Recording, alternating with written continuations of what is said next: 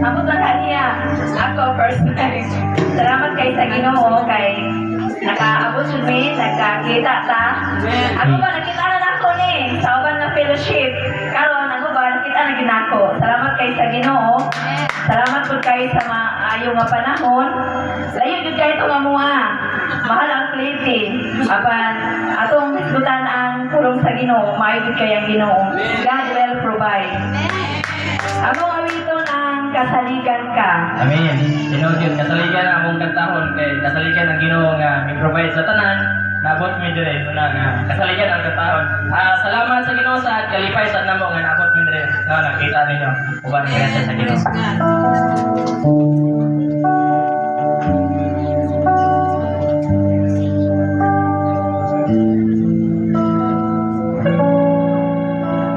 Walay kahadlok na balaka